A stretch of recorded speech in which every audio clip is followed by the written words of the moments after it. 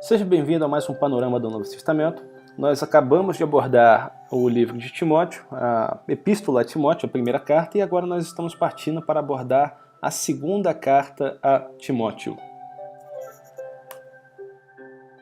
Então, o nome é o mesmo, a gente não tem diferença de primeira para a segunda epístola.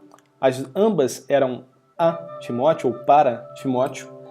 A região você já conhece, a gente já trabalhou, é a região de Éfeso. Timóteo ainda está lá, só que a época em que Paulo escreve essa segunda carta já é uma época diferente. Vamos começar a trabalhar então o que está acontecendo nessa época. O autor vai se identificar, Timóteo já conta lá com seus 34 anos, aquela controvérsia da mocidade, ninguém despreza essa mocidade, então já foi concluída. E agora temos um pequeno problema. Nero proclamou um edito, religio ilícita. A religião cristã é considerada ilícita em todo o império. Então a gente verifica que a carta tem um cunho de defesa própria. Paulo vai chegar e vai se defender das acusações, vai comentar o que está acontecendo. Paulo, nessa época, ele vai estar preso na prisão Marmetina. E aí, uma foto do local para você ter uma ideia. Aqui é a entrada da prisão, a gente ainda tem lá, pode ser visitada nos dias atuais. E nessa prisão, ela realmente é uma prisão, não era que nem um local onde que Paulo ficou aguardando o seu julgamento na primeira vez que ele foi preso em Roma. Nessa vez não, ele foi levado à força da cidade de Troade e quando chegou em Roma ele entrou na prisão Marmetina. E aí entrando na prisão, você vai para o seu vai para o subsolo, vai descendo. Então você desce uma escadaria, logo depois que você desce a escadaria você vai chegar numa antessala e dentro dessa antessala vai ter um buraco no chão. Nesse buraco pelo chão era-se descido os prisioneiros. E a pessoa era descida ali. E por ali também descia a alimentação, a comida, tudo. Essa sala tinha uma porta. Se você olhar lá no fundo, ela tem uma porta. Mas essa porta não é uma porta em que a pessoa ela ficava infeliz de sair dali. Porque essa porta só se abria para um momento. Para a pessoa poder ir a julgamento final e ser morto. E aqui a gente vai verificar um contraste tremendo nessa carta, porque vai demonstrar a natureza frágil de Paulo com a fortaleza espiritual diante daquilo que era desconhecido, diante dos seus acusadores, diante de tudo que ele ia sofrer naquele momento estando em Roma. Então você consegue verificar essa oposição o tempo todo sendo trabalhada. Da mesma forma, você vai ver a incerteza quanto ao destino terreno, mas a convicção plena do seu destino eterno. Paulo não sabe se ele realmente vai... Quando ele vai ser o dia fatídico, quando ele vai expirar, quando ele realmente vai ser entregue na mão daqueles que vão lhe tirar a vida. Mas ele tem certeza do seu destino eterno. Você vai ver outro contraste no livro, um contraste entre pai e filho, sendo abordado intrinsecamente. Da mesma forma, você vê o contraste entre mestre e discípulo. E aqui, 20% da carta já é escatológica. Paulo tem muito a dizer para Timóteo acerca do cotidiano, do dia a dia, mas Paulo já precisa falar de alguma coisa do porvir. Já precisa fortalecer a fé de Timóteo. Paulo tem certeza que o seu destino é certo.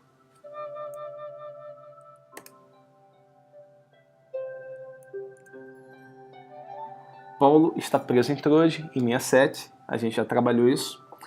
67 e 68, ele está preso em Roma. E Paulo vai escrever a segunda carta em 67, ali um pouquinho antes dele ser decapitado. A gente não sabe para se dar o tempo entre a escrita e a decapitação, mas a gente sabe que com certeza ele escreveu antes de ser decapitado. Timóteo é solto da prisão em 68 e a gente já comentou isso na primeira carta, que a gente não tem condições de dizer se foi em tempo oportuno, de modo que ele conseguiu chegar a tempo. Mas vamos tentar dividir então essa carta a Timóteo, que a divisão é bem mais fácil, a gente consegue dividir em duas porções, a gente consegue trabalhar de uma vez só. Então, 1 e o 2, fundamentos do serviço cristão, e o 3 e 4, tempos difíceis para o serviço cristão. Então vamos entrar na primeira porção, e, como de comum, Paulo se anuncia. Paulo, apóstolo de Jesus Cristo, pela vontade de Deus, em conformidade com a promessa da vida eterna que está em Cristo. Paulo já começa a evocar coisas que ele não evocava antes. E aqui ele já começa a dar sinais para Timóteo do que está o preocupando. Que Timóteo guarde a sua fé e guarde que existe uma promessa de vida eterna. Muito embora o tempo dele esteja expirando nesta terra, Paulo quer deixar a certeza de que Timóteo sabe do que ele está falando. Paulo, apóstolo de Cristo Jesus, pela vontade de Deus, de conformidade com a promessa da vida eterna, que está em Cristo Jesus, ao amado filho Timóteo. E aqui você vê Paulo esboçando todos os seus sentimentos por Timóteo, o modo como ele enxergava Timóteo, o cuidado, o zelo, o carinho que Paulo tinha por Timóteo começa a exalar nas linhas.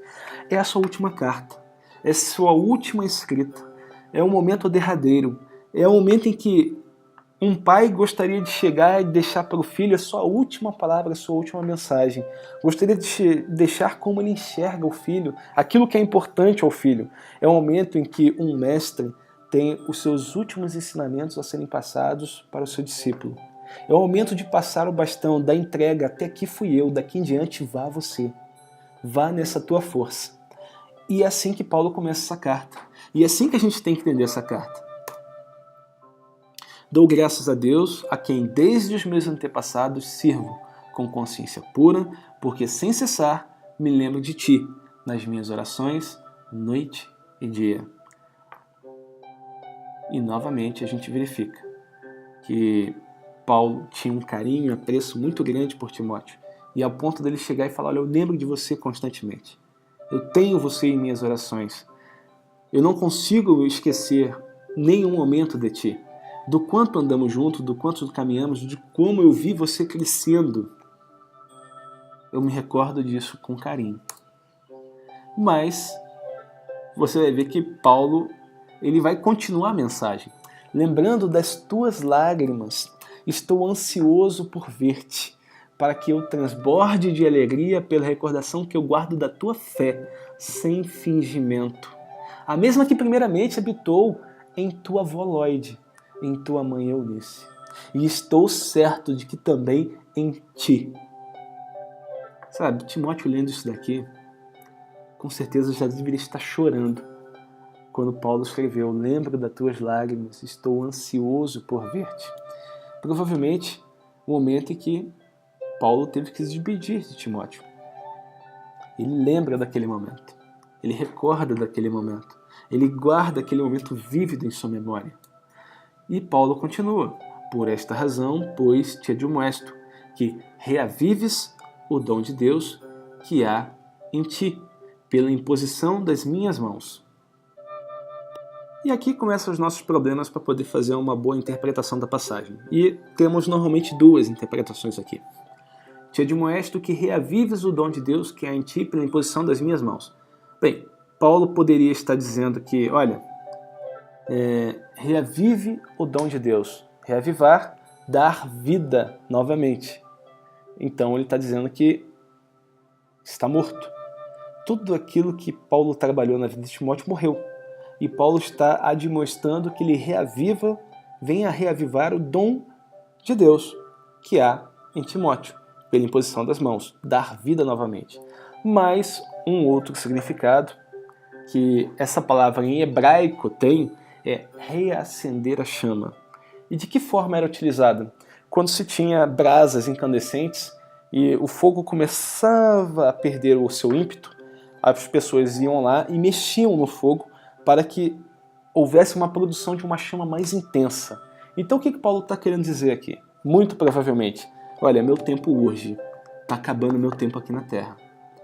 Eu preciso que a chama que há em ti seja mexida, que ela seja produzida de forma mais intensa, que ela possa brilhar de forma mais intensa e alcançar mais pessoas.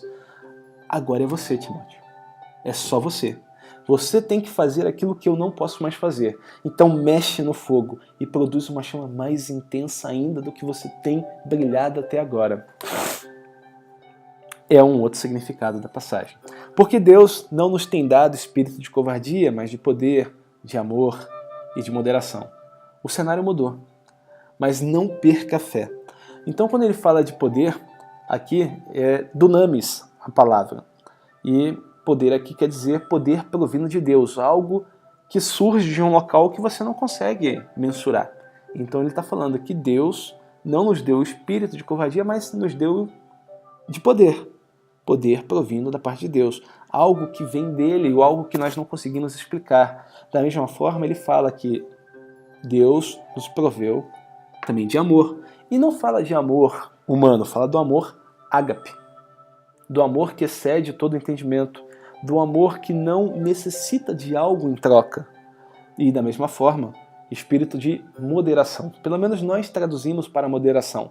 Porque a palavra original vai indicar que Deus nos muniu de modo que nós venhamos a ter um controle mental sobre nossas ações. Então, porque Deus não nos tem dado espírito de covardia, mas espírito de poder, de amor e de controle mental, capacidade de manter o controle independente das situações adversas que venham a permear o nosso dia a dia. E Paulo continua: não te vergonhes, portanto, do testemunho do nosso Senhor, nem do seu encarcerado, que sou eu. Pelo contrário, participa comigo dos sofrimentos a favor do Evangelho, segundo o poder de Deus. E o texto dá a ideia de ação imediata. A palavra original identifica uma ação imediata. Identifica alguém que está sendo convidado para sofrer maus tratos junto com. É isso. Paulo não está falando de algo que é abstrato. Paulo não está falando de algo que é metafórico. Paulo está falando, olha, sofra comigo. Agora, se acontecer a perseguição aonde você está, onde você estiver, não negue a Cristo, não negue o testemunho. Sofra da mesma forma que eu estou sofrendo. Essa é a única saída correta. Pelo qual eu fui designado pregador, apóstolo e mestre. E por isso estou sofrendo estas coisas. Todavia, não me vergonho, porque sei em quem tenho crido, e estou certo de que Ele é poderoso para guardar o meu depósito até aquele dia. Bem, a ideia que Paulo está passando aqui é que ele sabe exatamente em quem ele colocou a confiança e ainda sustenta. Quando ele fala porque sei em quem tenho crido, o grego, a palavra original, indica que você colocou a confiança em alguém que era conhecido e que essa confiança ela não foi abalada por nada que aconteça e nada que venha a acontecer. Você continua tendo fé naquela pessoa, você ainda continua sustentando a sua posição. É isso que Paulo está dizendo. Em momento nenhum eu mudei a minha opinião. Por nada que venha acontecer comigo, fruto disso, eu mudarei. Eu sei em quem tenho crido e estou certo de que Ele é poderoso para guardar o meu depósito até aquele dia. E a ideia de depósito aqui é aquilo que é colocado à guarda da pessoa da sua maior confiança. Então, aquilo que é mais importante para mim, e aí Paulo está fazendo menção à sua própria alma, ao seu próprio ser, Paulo colocou sobre a guarda da pessoa que ele mais confia, do próprio Senhor. Então ele está falando, eu sei quem tenho crido, e eu sei que Ele é poderoso para guardar o meu ser, para que meu ser não sofra eternamente afastado dele. Eu sei em quem eu posso confiar. Eu sei quem é o guardador do meu depósito. Então isso que Paulo deixa intrínseco no texto. Mantenha o padrão das sãs palavras que de mim ouvistes com fé e com amor e que está em Cristo Jesus. Guarda o bom depósito mediante o Espírito de Deus, o Espírito Santo que habita em nós. E outra coisa interessante no texto é esse mantenha o padrão das sãs palavras, porque sãs palavras aí tinha um outro significado no original. O significado mais próximo seria esboço. Mas que tipo de esboço? O esboço que é usado como uma planta por um artista. Então um artista ele vai ter uma planta, vai fazer um esboço para ele poder chegar à sua obra-prima. E Paulo está falando assim, ó, mantenha o padrão desse esboço que eu te passei. Da mesma forma, a palavra também pode ser traduzida por rascunho. A base de um trabalho de pesquisa. Depois de um trabalho árduo de pesquisa, o fruto final dela é um rascunho. E por que Paulo está dizendo isso? Mantenha o padrão do esboço, mantenha o padrão do rascunho que eu fiz. Porque Paulo considera que ele não tem conhecimento de toda a obra de Deus. Ele só tem conhecimento daquilo que Deus deixou ele conhecer, daquilo que Deus o ensinou, daquilo que Deus transmitiu a ele, das coisas que Deus permitiu ele ver. Ele não conhece a obra de Deus como um todo. Existem inúmeras coisas os quais nós não conhecemos. Os pensamentos de Deus são mais altos do que os nossos, os planos de Deus são mais altos do que os nossos. Nós não conseguimos alcançar e dimensionar a consciência de Deus, o ser de Deus. Então, por isso que Paulo utiliza esboço e rascunho, para chegar e dizer, olha, aquilo que eu sei é um rascunho de tudo aquilo que Deus há de fazer. É um esboço, é uma pequena porção. Existe muito mais, mas, por favor, Timóteo, guarda o pouco que eu consegui aprender. Esse pouco é um rascunho perante toda a obra de Deus. Mas eu creio que isso seja o suficiente. E olha que esse rascunho de Paulo é praticamente a Bíblia toda que ele ensinou. E ele manda Timóteo guardar o bom depósito. Então, a ideia aqui é a mesma que Paulo utilizou para com Deus. Ele fala, guarda o bom depósito, mediante o Espírito Santo que habita em nós. Aquilo que te foi confiado, guarda. Estais cientes de que todos os da Ásia me abandonaram. Dentre eles cito Fígeno e Hermógenes. Conceda o Senhor misericórdia à casa de Onesíforo, porque muitas vezes me deu ânimo e nunca se envergonhou das minhas algemas. Antes, tendo ele chegado a Roma, me procurou solicitamente, até me encontrar. E aí quando a gente verifica Atos 19:31, a gente verifica que na região da Ásia existia os asíarcas, membros da aristocracia romana que promoviam os interesses de Roma, homens poderosos, influentes e que eram amigos de Paulo. Demonstrava que a doutrina do apóstolo e o próprio apóstolo não eram considerados criminosos e a mensagem não era considerada de caráter ofensiva. Mas Paulo cita dois desses homens, Fígelo e Hermógenes, que quando o Império disse que a religião cristã era ilícita, eles o abandonaram. E a palavra abandonaram, ela não expressa o sentimento completo de Paulo. Porque a palavra original dá a ideia de deserdaram. Isso quer dizer, essa palavra é muito empregada no contexto militar. É o abandono deliberado do posto ao qual deveria estar obrigatoriamente ocupando. Mas ele abandona como? Abandona sem permissão ou causa que justifique o abandono. Porque para Paulo, a perseguição do império não é causa suficiente para você negar a Cristo. Então Paulo utiliza a palavra deserdaram, abandonaram deliberadamente, por vontade própria, o posto ao qual estavam ocupando, o posto ao qual eram obrigados a ocupar. Saíram sem permissão, saíram sem causa justificável. É isso que Paulo está dizendo. Estes homens que estão aí na região da Ásia, onde você está, tome cuidado com ele. É isso que Paulo fala. E da mesma forma, ele fala que tem um outro homem, Onesíforo, que não se envergonhou das gemas, não somente não se envergonhou, como também foi a Roma e procurou até que ele o encontrasse. E aí ele cita, para que esse homem também seja reconhecido, quando Timóteo assim encontrar com ele. Tu, pois, filho meu, fortifica-te na graça que está em Cristo Jesus, e que de minha parte ouviste através de muitas testemunhas. Isso mesmo, transmite a homens fiéis e também idôneos para instruir a outros. E a ideia aqui é de depósito. Isso transmite a homens fiéis, deposite em quem você confia.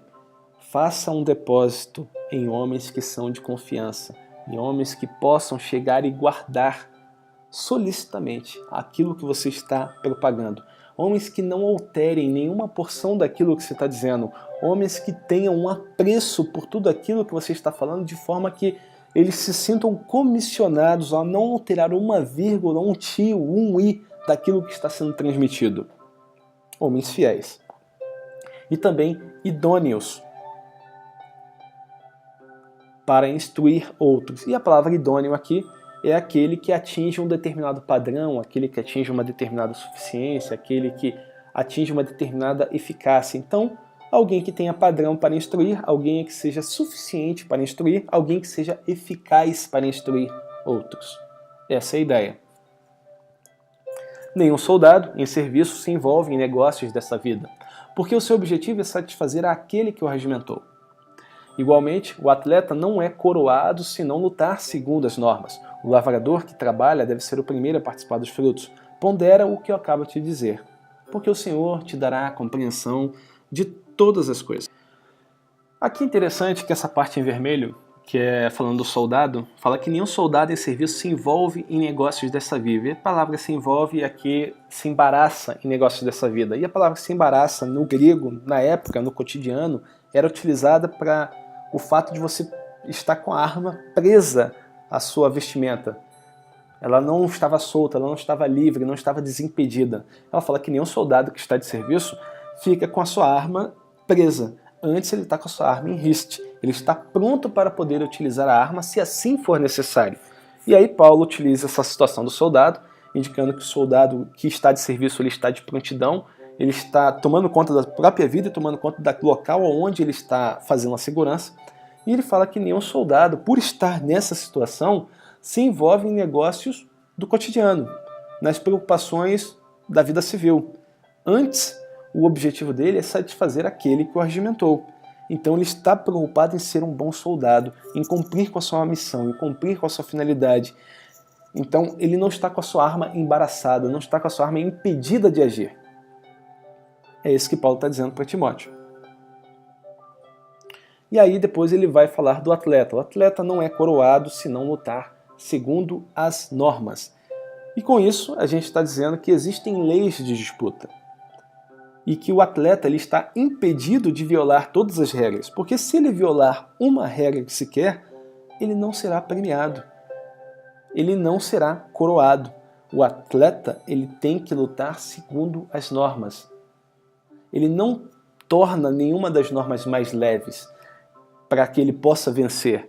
Ele não procura chegar e cometer erros que possam o desqualificar a alcançar o prêmio.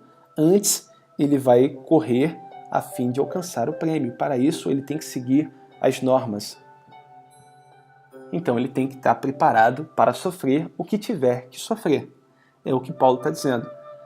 Você não vai alterar as normas, você não vai violar as regras, você não vai alterar nenhuma porção da Escritura, você não vai voltar atrás em nada do que você disse, senão você não será coroado, senão você perderá a coroa. E o lavrador que trabalha deve ser o primeiro a participar dos frutos. Então, quando a gente lembra do trabalhador, do lavrador, ele trabalha com exaustão, ele trabalha exaustivamente, ele trabalha o solo vendo aquilo que não existe e mesmo assim ele continua trabalhando, ele continua desenvolvendo, ele continua se fadigando, até que o momento começa a surgir os primeiros sinais de que algo realmente está florescendo ali. Mas aquilo ali em si ainda não é a resposta dele, porque a planta ainda tem que se desenvolver. Então ele ainda tem um longo trabalho, ele tem um trabalho árduo. Então por mais que ele venha a trabalhar e pregar a palavra, ele não veja resultados aparentes iniciais, quando eles vierem a aparecer, quando eles começarem a dar os primeiros sinais, aquilo ali ainda não é o resultado final. Aquilo ainda tem que ser trabalhado, aquilo ainda tem que ser cultivado, aquilo ainda tem que ser cuidado, até que ele atinja o padrão necessário para o consumo, ou o padrão necessário da estatura de Cristo. E Paulo fala para ele ponderar todas essas coisas, porque o Senhor vai dar o entendimento a ele no momento oportuno. Fiel é esta palavra: se já morremos com ele, também viveremos com ele. Se perseveramos, também com ele reinaremos. Se o negamos, ele por sua vez nos negará. Se somos infiéis, ele permanece fiel, pois de maneira nenhuma pode negar-se a si mesmo.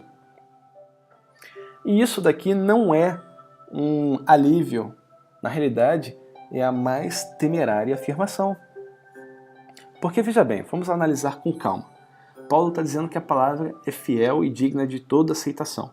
E Deus, ele é fiel à sua palavra, ele vai cumprir as coisas em conformidade, como ele disse. Se já morremos com ele, também veremos com ele. Se perseveramos, também com ele reinaremos. Se negamos, ele, por sua vez, se o negamos, ele, por sua vez, nos negará. Se somos infiéis, ou seja, se não conseguimos manter o nosso procedimento de conduta e de ética, deixando de cumprir aquilo que deveríamos cumprir, deixamos de nos portar da forma como deveríamos nos portar, ele permanece fiel. Fiel a quem? A sua palavra, aquilo que ele ministrou, aquilo que ele disse, as regras que foram estipuladas.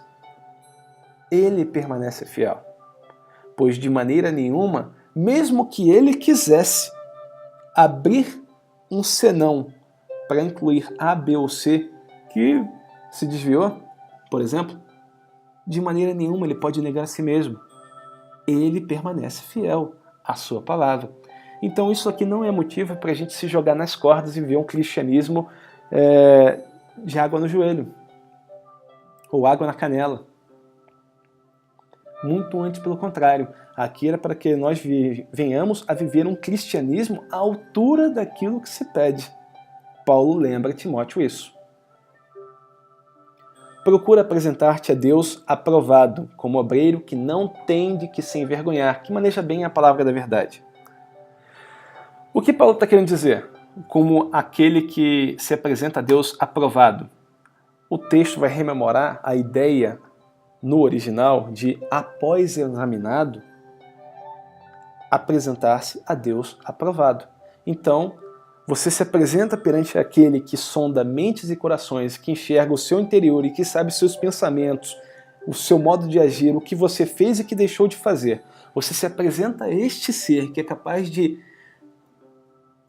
saber tudo o que está escondido na sua memória, na sua mente, e você se apresenta aprovado.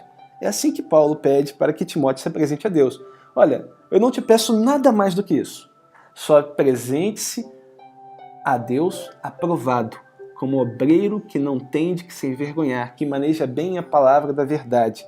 Ou seja, que trabalha com exatidão, que consegue expor corretamente as coisas que estão escritas na verdade, que não altera o texto em benefício próprio, que não deturpa o conhecimento.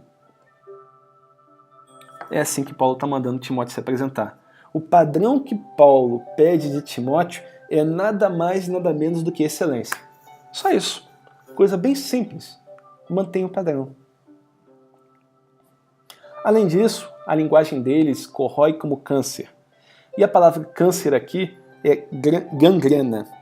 Então, você tem uma ideia do que Paulo está dizendo a respeito de Himeneu e de Fileto. E a gangrena, se não for cortado, ela consome o corpo inteiro. Então, naquela época, costuma você amputar um membro gangrenado para que não se viesse a se perder o corpo. E Paulo está falando isso desses dois homens. Além disso, a linguagem deles corrói como câncer, entre os quais se incluem Himeneu e Fileto. Estes se desviaram da verdade, asseverando que a ressurreição já se realizou, e estão pervertendo a fé de alguns. Entretanto, o firme fundamento de Deus permanece, tendo este selo: o Senhor conhece os que lhe pertencem. E mais, aparte-se da injustiça todo aquele que professa o nome do Senhor. Foge, outro sim, das paixões da mocidade. Segue a justiça, a fé, o amor e a paz com os que de coração puro invocam o Senhor. Então, Timóteo está sendo convidado a fugir de tudo aquilo que é temporal, de tudo aquilo que é visual, de tudo aquilo que é fugaz, de tudo aquilo que é modismo, de tudo aquilo que é cômodo. Eu faço porque é cômodo. Eu vivo assim porque é cômodo. Eu vivo assim porque é moda. Foge de todas essas coisas. Segue a justiça, a fé, a paz, o amor, com os que de coração puro invocam o Senhor. Ora, é necessário que o servo do Senhor não viva a contender. Não viva a fazer disputas argumentativas, se ele está certo ou se ele está errado. E sim, deve ser brando para com todos, apto para instruir. Porque se você está o tempo todo querendo disputar de quem tem o controle pela verdade, você não está preocupado em instruir alguém. Então Paulo chega e fala, olha, não viva a contender, mas sim deve ser brando para com todos, apto a instruir. Seja paciente. E o paciência aqui é paciência com o mal, suportar dores e injustiças, disciplinando com mansidão os que se opõem, na expectativa que Deus lhe conceda não só o arrependimento, para conhecerem plenamente a verdade, mas também o retorno à sensatez, livrando-se eles do laço do diabo, tendo sido feitos cativos por ele para cumprirem sua vontade. Então é isso que Paulo está dizendo. E assim a gente termina essa primeira porção dos textos, onde que fala sobre o fundamento do serviço cristão, e a gente entra na segunda porção, que vai falar do tempo difícil para o serviço cristão. Então vamos a ele. Sabe, porém, isto: nos últimos dias sobrevirão tempos difíceis, pois os homens serão amantes de si mesmos, amantes do dinheiro, presunçosos, pensam de si mais do que convém, arrogantes, superiores aos demais, caluniadores, desobedientes aos pais, ingratos, irreverentes, ímpios, destituídos de amor por aqueles que naturalmente o exigem, pai e filhos. Promove hostilidades sem trégua, caluniadores, sem domínio de si, cruéis, inimigos do bem, abandonam pessoas em perigo, atrevidos, enfatuados, orgulhosos, mais amigos dos prazeres que amigos de Deus, tendo forma de piedade, negando-lhe, entretanto, o poder. Foge também destes. E o termo que ele indica aqui de foge também destes é evita com horror, com espanto, daquilo que quando você vê, você quer estar mais longe possível deles. Na realidade, isso aqui é uma lista que identifica os homens que estarão vivendo nos últimos dias, muito provavelmente nos dias anteriores ao arrebatamento. E aqui Paulo dá uma lista de 18 atributos desses homens dos últimos dias. Se você olhar, eu já deixei numerado para facilitar. A gente fica muito preocupado com o Apocalipse, com o 666, né? Eu não tenho essa preocupação porque o 666 está dentro do período tribulacional, está dentro da segunda metade da tribulação, e eu creio que o arrebatamento ele ocorre antes da tribulação. E por estar bem convicto disso, não tenho preocupação com aquele número lá. E até porque aquele número você é convidado a usar. Ninguém é surpreendido. Não marcam no seu braço sem querer e você agora está com aquele número e acabou. É um outro contexto. Mas se você está preocupado com 666, eu te oriento a se preocupar somente com esse daqui. Porque aqui tem 18 atributos os quais Paulo diz que nós deveríamos fugir atentamente das pessoas que expressam eles. Então, se você pensar, grupos de 6 atributos. 3 grupos de 6 atributos. 666, 18 atributos. Então, se você quiser fugir e se preocupar de algum 666, se preocupa com esse. Porque esse aqui está dentro do período das igrejas, com certeza. Tu, porém, tens seguido de perto o meu ensino, procedimento, propósito, fé, longanimidade, amor, perseverança, e as minhas perseguições e os meus sofrimentos, quais me aconteceram em Antioquia, Icônio e Listra. Que variadas perseguições tenho suportado. De todas, entretanto, me livrou o Senhor. E quando Paulo utiliza aqui tem seguido de perto, o termo indica seguir em espírito.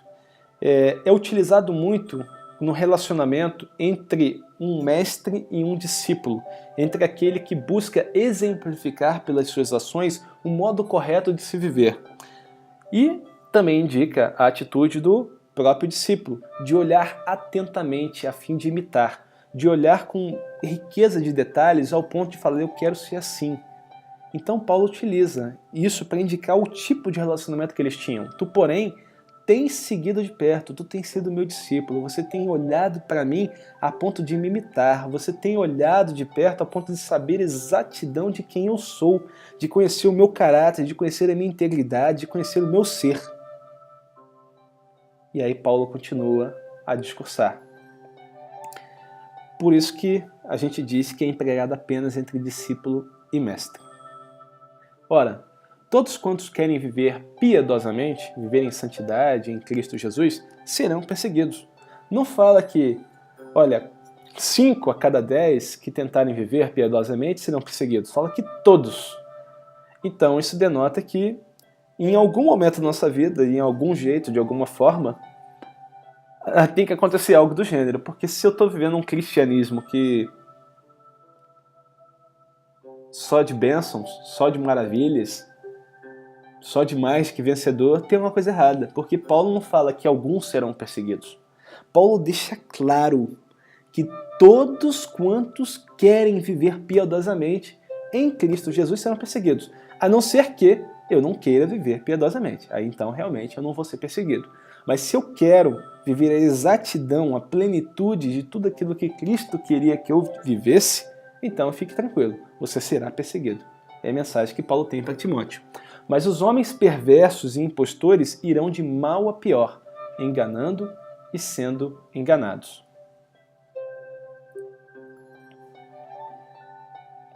Toda a Escritura é inspirada por Deus e útil para o ensino, para a repreensão, para a correção, para a educação na justiça, a fim de que o homem de Deus seja perfeito e perfeitamente habilitado para toda obra. E quando a gente fala de perfeito e perfeitamente habilitado, a gente tem que ficar com a ideia da palavra no original. Seja perfeito, seja adequado, todo homem seja perfeito, seja suficiente, todo homem seja perfeito, seja capaz. Então, ele está dizendo que a Escritura, que tudo aquilo que nós temos em mãos, ela nos capacita, ela nos torna suficiente, ela nos torna adequado. E perfeitamente habilitado, plenamente equipado, capaz de realizar toda boa obra. Então, se eu detiver as Escrituras, se eu fizer uso dela para o ensino, para a repreensão, para a correção, para a educação na justiça, a minha consequência final é que eu estarei adequado, suficiente, capaz e plenamente equipado para toda boa obra. Conjuro-te perante Deus e Cristo Jesus, que há de julgar os vivos e os mortos pela sua manifestação e pelo seu reino, prega a palavra, insta, quer seja oportuno, quer não, corrige, repreende, exorta com toda humildade e doutrina. Então ele está sendo bem claro aqui o modo como nós devemos nos portar.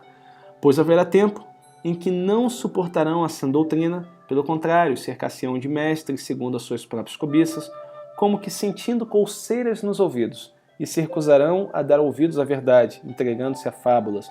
Tu, porém, se sóbrio em todas as coisas, suporta as aflições, faze o trabalho de um evangelista, cumpre cabalmente o seu ministério. E quando ele fala de suportar, está falando de suportar aflições, suportar perseguições, de realmente aguentar até que toda hostilidade venha a cessar. É isso que está indicando a palavra. Quanto a mim, estou sendo já oferecido por libação. Então Paulo está dizendo, eu vou morrer. O tempo da minha partida é chegado. E aqui Paulo ele vai fazer uma menção de uma palavra que era utilizada na época, quando se dizia que o navio estava no porto e ele estava recolhendo a âncora, porque ele ia zarpar. Então Paulo utiliza justamente uma frase que identifica, olha, a âncora já está sendo levantada, o navio já está para partir. Eu estou indo embora. Procura vir comigo depressa, senão você não vai me encontrar. Por tudo que aconteceu, eu tenho certeza. O tempo urge. Venha depressa. A âncora já foi levantada. Eu já fui oferecido por libação. Eu já estou quase sendo entregue. Adianta-te. Apressa-te. Porque Demas, tendo amado o presente século, me abandonou. E se foi para Tessalônica. Crescente foi para Galácia. Tito para Dalmácia. Somente Lucas está comigo. Toma contigo Marcos e traze-o, porque me é útil para o ministério. Bem, o texto deixa claro aqui que Demas amou o presente século e abandonou ele e se foi para Tessalônica. Foi viver uma vida de prazeres. O resto, Crescente para Galácia, Tito para Dalmácia, não indica que eles abandonaram Paulo, mas indica que eles foram para aquela região por algum motivo. Muito provavelmente em cumprimento de ordens de Paulo. Somente Lucas permaneceu com ele. Toma contigo Marcos e traze-o, porque me é útil para o ministério. E aqui a gente verifica a questão toda que envolve, inclusive, a reconciliação com João Marcos, que tinha abandonado Paulo no meio da viagem missionária, no início da viagem missionária. E eu lembro de novo a questão de me abandonar, que o termo evoca deserdar, abandonar um posto ao qual estava previamente determinado que ele deveria ocupar. E Demas, ele era um cooperador, então Demas era uma daquelas pessoas que eram indicadas como a pessoa que mais poderia fazer a obra de Deus. E ele abandonou o ministério. E aí Paulo continua, momentos derradeiros. Quando vieres, traze a capa que deixei em Troade, na casa de Carpo, bem como os livros, especialmente os pergaminhos, porque Paulo não teve como pegar esse material. Aonde Paulo foi encontrado, Paulo foi preso e levado às pressas. Não lhe deram o direito de pegar o material que tinha na casa de Carpo em Troade. Arrastaram ele até Roma. Diferente da primeira vez que ele foi preso, que ele saiu de Roma, ele pôde visitar os seus amigos, teve liberdade para poder ir a Roma testemunhar a respeito de Cristo. Desta vez não. Desta vez ele não teve liberdade nem para pegar o seu material próprio e seguir viagem. Na minha primeira defesa, ninguém foi a meu favor. Antes, todos me abandonaram. Que isto não lhe seja posto em conta. Mas o Senhor me assistiu, me revestiu de forças, para que por meu intermédio a pregação fosse plenamente cumprida, e todos os gentios a ouvissem, e fui libertado da boca do leão. Aparentemente isso é uma contradição, mas é só uma contradição aparente. Porque, veja bem, Paulo está dizendo que ele vai estar sendo oferecido por libação. Paulo está dizendo que, olha, eu já estou de partida, o navio já está recolhendo a âncora, vem rápido, pode ser que você não chegue a tempo, eu vou morrer. E aí Paulo chega e fala que na primeira defesa dele ninguém foi a seu favor, antes todos o abandonaram. Que isto não lhe seja posto em conta, mas o Senhor lhe assistiu, lhe revestiu de forças, para que por meu intermédio a pregação fosse plenamente cumprida, e todos os gentios a ouvissem, e fui libertado da boca do leão. Parece que Paulo foi libertado da morte, mas penso eu que não é isso que o texto está dizendo. Porque o tribunal romano, quando você estuda um pouquinho da história romana e verifica esse tribunal que ocorria com todo aquele que estava preso na prisão marmetina, era composto de duas fases. Na primeira fase, se levava a pessoa perante o tribunal e essa pessoa tinha a oportunidade de chegar e se defender daquela acusação. E caso se verificasse que a acusação contra aquela pessoa era não procedente, a pessoa era liberta. Liberta, acabou, não existe acusação nenhuma. E a pessoa poderia voltar para os seus afazeres, normalmente, porque ela não poderia ser acusada de novo daquela transação, porque ela já tinha sido ouvida e já tinha sido verificado que não havia culpa nela, não havia culpa de morte, então ela estava liberta. Mas Paulo fala que na primeira defesa ninguém foi a favor dele. Antes todos o abandonaram, desertaram, deixaram ele só. Todos aqueles que teriam oportunidade de falar a seu favor, não falaram. Deixaram Paulo se defender sozinho. Deixaram ele sozinho perante Roma, que estava querendo cabeças para serem cortadas. E Paulo fala, olha, que isto não lhe seja imputado na conta deles. Mas o Senhor me assistiu, me revestiu de forças, para que por meu intermédio a pregação fosse plenamente cumprida, e todos os gentios a ouvissem, e eu fui libertado da boca do leão. Bem, o que eu vejo aqui? Paulo passou por um momento em que ele poderia ter negado a fé para poder salvar a própria pele. Mas Paulo foi liberto da boca do leão. Foi liberto da oportunidade de negar a Cristo e ir para o inferno. Porque o Senhor o assistiu, o Senhor o revestiu de forças para que por intermédio dele a pregação fosse plenamente cumprida. Porque Paulo poderia ter tido a sua própria vida como um bem maior. Antes o Senhor o revestiu de forças e lhe assistiu para que ele fizesse o que deveria fazer, testemunhar a respeito de Cristo, da mesma forma que Estevão fez. Estevão poderia ter se calado, mas Estevão chegou e anunciou toda a mensagem. E no final, Estevão foi apedrejado. Da mesma forma que aconteceu com Estevão, que Senhor, não imputes a eles este pecado, Paulo também está dizendo aqui, olha, por causa do meu testemunho, o meu destino é certo. Eu voltei para a prisão marmetina. Por isso que eu estou escrevendo para você, Timóteo. Eu estou na prisão de novo. Mas a próxima vez que eu for levado a tribunal, vai ser para a minha morte. A próxima vez que aquela porta da prisão se abrir, eu sei qual é o meu destino. São minhas últimas linhas, Timóteo. Apressa-te.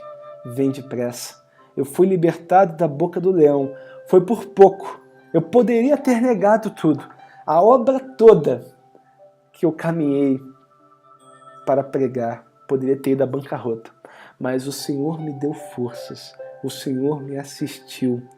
E por meu intermédio a pregação foi plenamente cumprida. E todos os gentios ouviram a mensagem do Senhor. E eu fui liberto da boca do leão. Eu penso que o texto está dizendo isso. E o Senhor seja com teu espírito, e a graça seja convosco. Paulo se despede mais uma vez de Timóteo. Eu não poderia estar mais contigo, mas o meu desejo, o meu anseio, a minha convicção, a minha esperança é que o Senhor seja com o teu espírito, que o Senhor lhe fortaleça, que o Senhor lhe dê forças, que Ele possa lhe assistir. Se você não puder estar comigo, se você não chegar a tempo, eu peço que o Senhor lhe dê forças para caminhar audaciosamente e altaneiramente e não negar o Evangelho. E é assim que Paulo se despede do seu discípulo, ensinando que ele vai ser tentado até o último momento, mas que ele não pode negar que o bem mais precioso que ele tem é a convicção da palavra que lhe foi anunciada e que ele não deve negar o seu único Senhor e Salvador. Assim Paulo se despede do seu amado discípulo e filho na fé, Timóteo. E que a graça seja com todos nós, assim como foi com Timóteo, durante todos os dias da sua vida. E a gente termina o panorama de 2 Timóteo e a gente vai agora para os próximos livros e alcançando já os últimos livros, de modo que a gente conclua o panorama do Novo Testamento. Que você fique com o Senhor, que fique na paz do Senhor e que Ele te dê a bênção dia após dia. Assim, nós seguimos junto ao Evangelho, junto ao Cristo, junto ao nosso Senhor e Salvador. Shalom.